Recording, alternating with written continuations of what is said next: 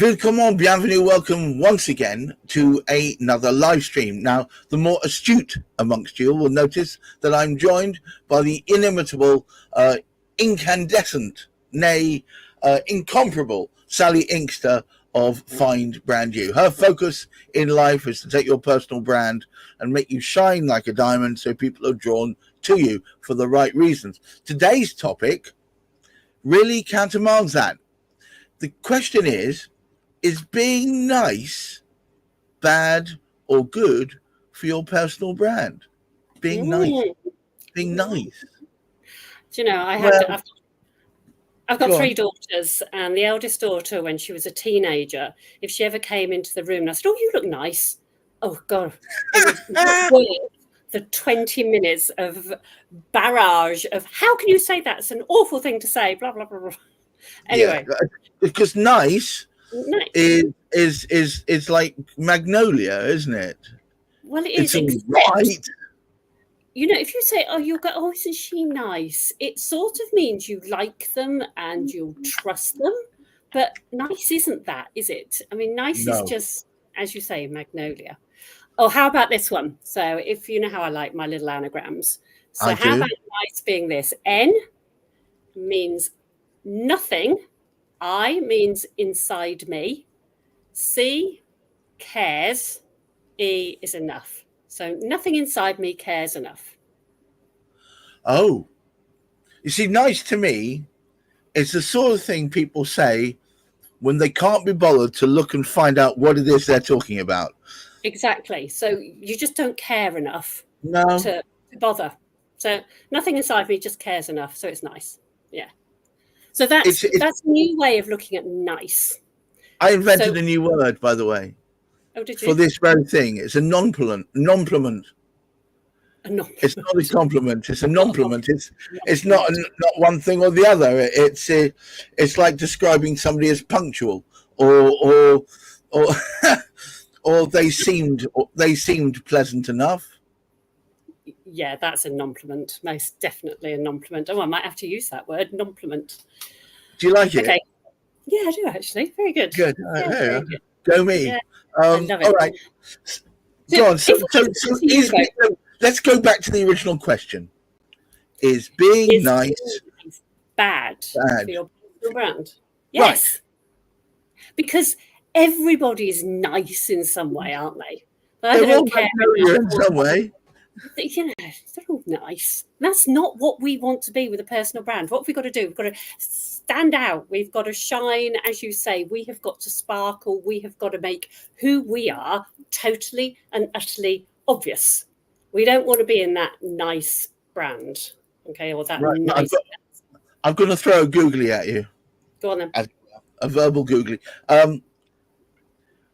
You know, like some cultures, I'm thinking of our American cousins, sometimes like to compliment stuff so much. There are some, etc., that the words seem to lose their significance, and it becomes almost like a compliment.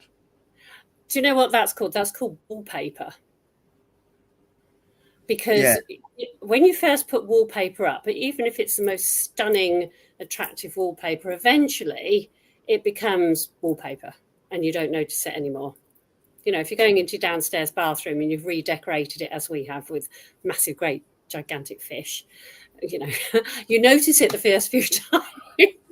We live by a river. It makes sense. I see you. Yeah. All right. Okay. So what you're saying is it becomes normalized to you. It does become normalized. Right. Yeah. Okay. So I want you to think of a different word now. What I want you to become is unique. Okay? So, don't like that word. No, I know you don't, but you'll like the letters that they're going to mean in a minute. Here we go. It's an acronym. Yeah, we're going to take the U. Yes. Okay, the U.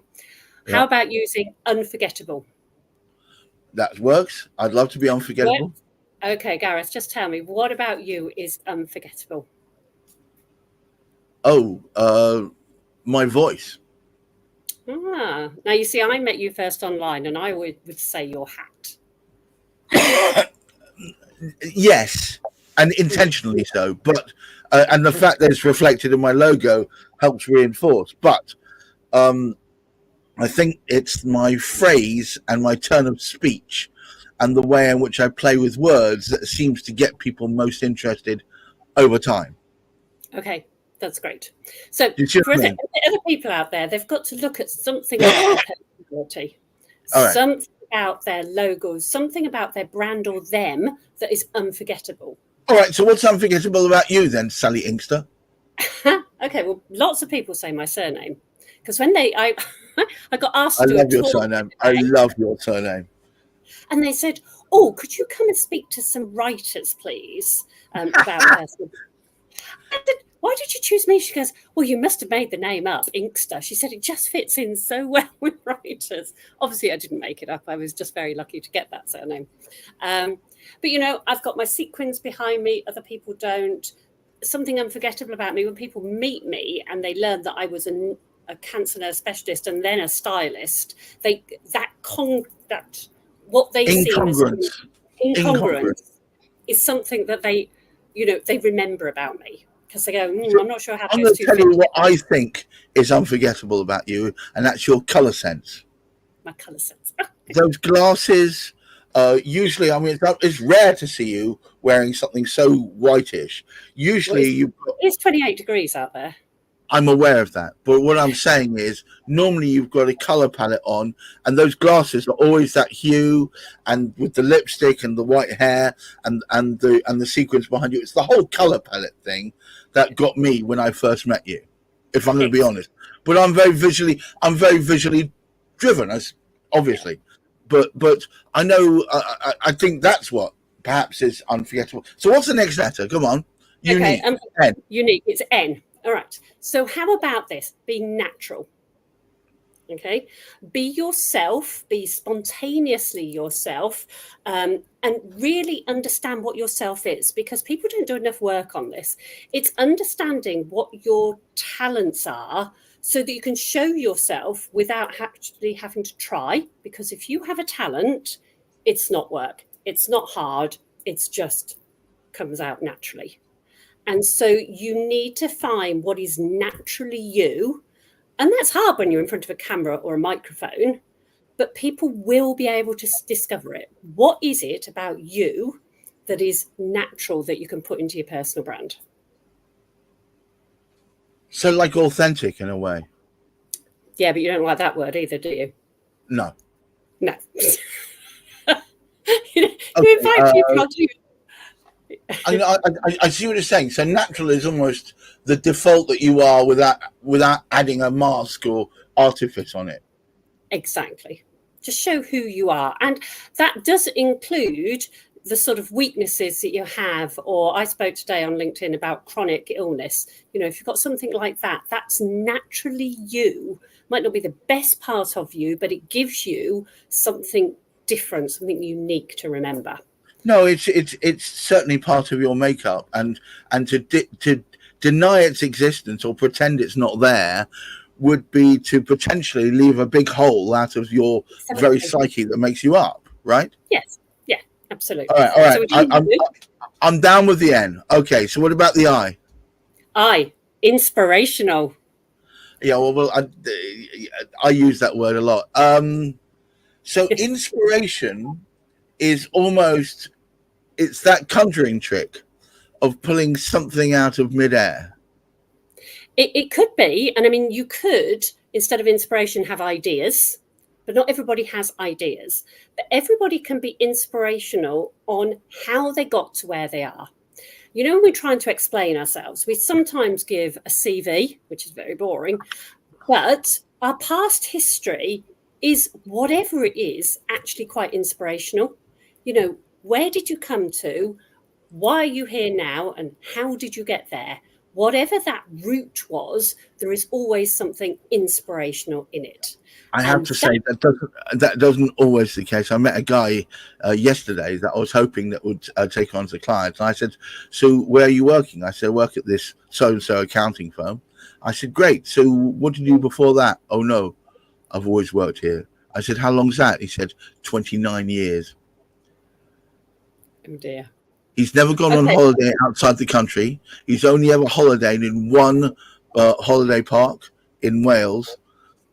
That is his makeup. Very constrained, always does the same thing every day. And how did he get to meet you?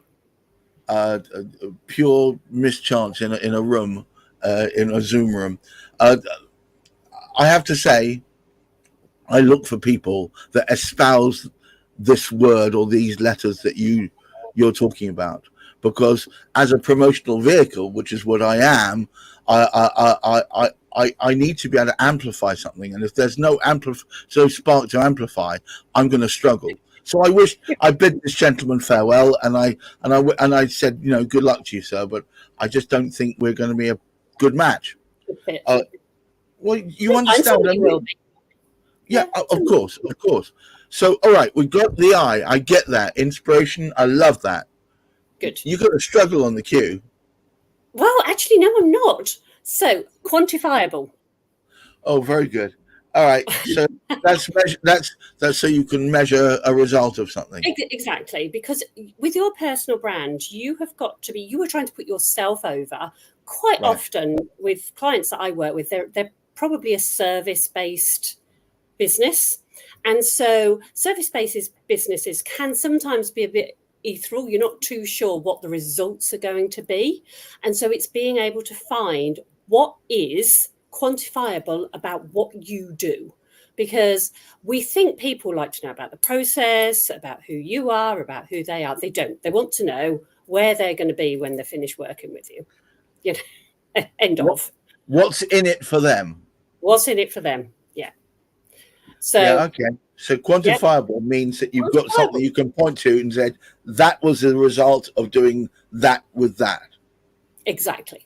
Okay, and then the other, you said Q might be hard, but it's actually not. So quality, that can be in the same thing. The quantifiable thing has to have quality. I didn't know you knew so many Q words. I know. I've got another one. Oh, God. All right. To find out what you give them at the end, you have to ask questions. All right. Yes, you're on it. You've got me on the Q. All right. So what about the U? Okay. So another U. So we've got something unusual about you, something that's different about you. I've said this before, I think, to you. When we were kids, we all desperately wanted to fit in. Can we slick our hair the same way, wear the same clothes? And now, once you get older, we realize, and I don't know whether it's maturity or, in my case, immaturity, third childhood here, that the things that make you stand out can be the very thing that enable you to capture the hearts and minds of your clients and to make that difference. So it's the difference that we champion, right? But it can also be the thing that you try to hide when you were a child. Yes. Because what you were just saying, I wanted to fit in, I wanted to be the same, I didn't want to stand out. And that's what children are like, because they have to get into, a group. It's tribal. That's how we used to survive, by being with a tribe. But to become a leader or to become somebody who is inspirational to other people, we use that unusual thing, now not hide it, but actually shine a light on it. So it may be something about your personality that's unusual. It may be something about your circumstances that's unusual. It may just be something about how you do your business model is unusual. Right. Right. Well, it's giving me I can hear you thinking. Well, you do this to me, you see. So does it? It's not being bizarre just for the sake of being bizarre, is it? No, because that isn't natural. Remember, if we go back to the N, we need to be natural. So you need to find the unusual thing that is there.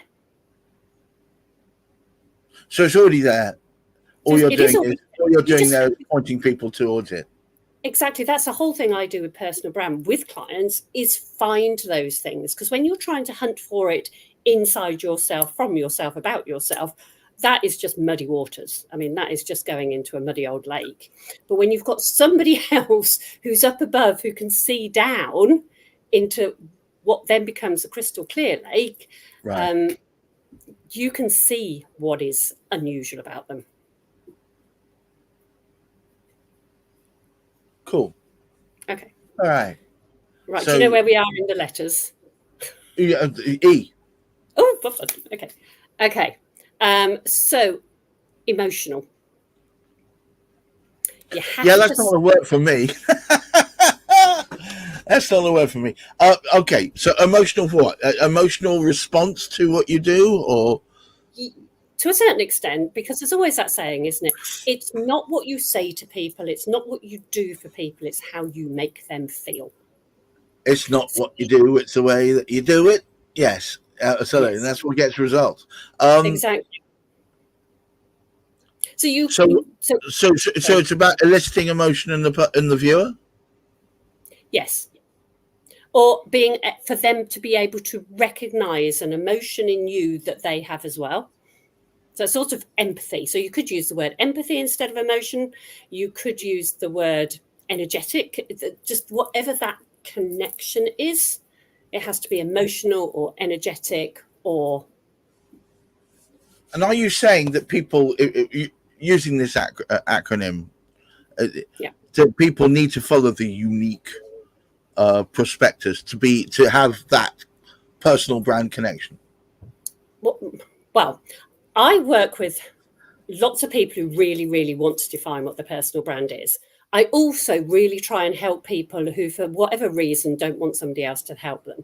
And as I said, it really is a muddy river, a muddy lake if you're trying to do it on yourself. But I think the word unique, done the way I do it, gives you a few guidelines on what you should be looking for. Well, certainly. Absolutely it does, because if you follow it. Yeah. So find what's unforgettable, find what's natural, inspirational, quantifiable, unusual, and emotional. Cool. Well, I'm glad. Yeah, well, because I was thinking through that, and I would say most of that I've got on log. Most of it. I'm not all of it, but I'm working. I think if we had everything perfect, then we would be already where we want to be. I think we're all works in progress. Well, the thing is, the other thing that you always have to do with your personal brand, because your personal brand, once you've done it, doesn't change, because that's sort of your past, but you have to remember to also update it, because new things happen to you. Right. You might change your hat. All right. Change your hat, yeah. Right, exactly. Careful now. Once again, I have to thank Sally Inkster for having twisted me noodle quite successfully, and giving me a new view on the word that I've often shied away from, which is unique. Using the acronym that she has done. Sally, once this goes out, would you tack onto the bottom a breakdown of the letters in unique as to what they mean? That might be very useful for everybody. Guys, watch out for the Sally Inkster Find Brand You show. It is weekly on Wednesdays. We do our very best to try and show you ways in which you can focus on finding your own personal brand. Until next time, I want you to keep your feet on the ground, but do keep reaching for the stars. Wear sunscreen. And, of course, remember, stay hydrated. This very, very warm few days in the UK. For you guys abroad, how you do it, I do not know. And until next time, remember, look after that mental health. And goodbye for now. Bye-bye. Okay. Bye.